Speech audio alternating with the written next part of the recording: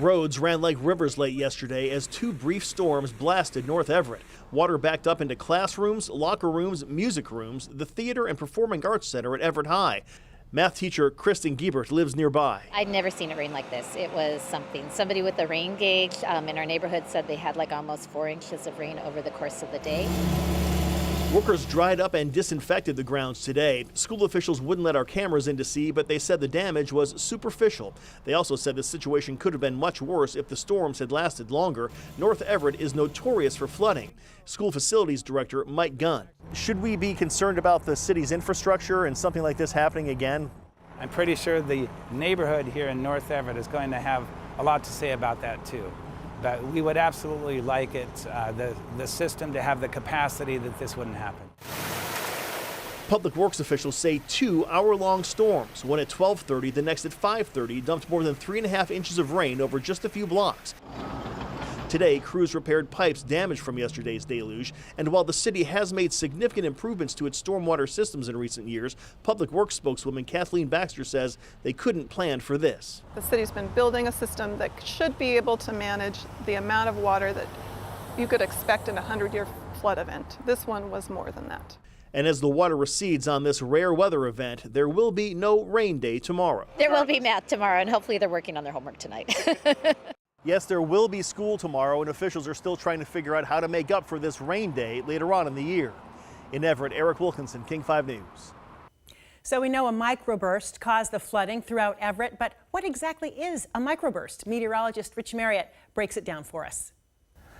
That heavy rain that fell at Everett High School yesterday came from several very heavy cells that moved through there. You can see it on the radar loop from yesterday. We see the reds and yellows moving through there.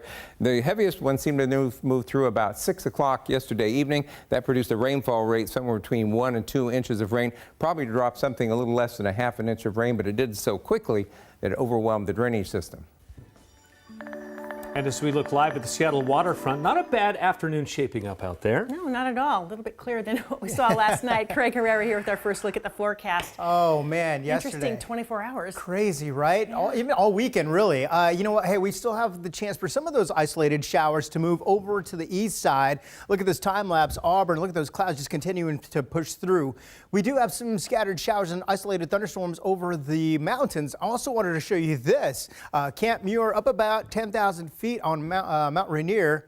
Yeah, we had a little bit of snow just at about 3 o'clock this afternoon, just a little bit, but it still came down.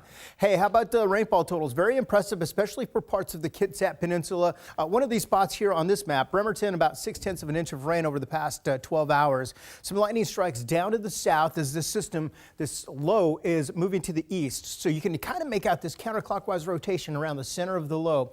As it pushes to the east, some of that moisture trying to make it over the Cascade Range and over to the east side. So could still see a few isolated showers and thunderstorms. You can see a few pockets down there. Also some lightning down just right near the state line. As we move up to the north, you can see some of those showers trying to come over. They are losing some of the energy, but again, a few isolated showers and thunderstorms still potentially could happen, at least till sunset. After that, we lose the energy. Tomorrow, we start to see some sunshine.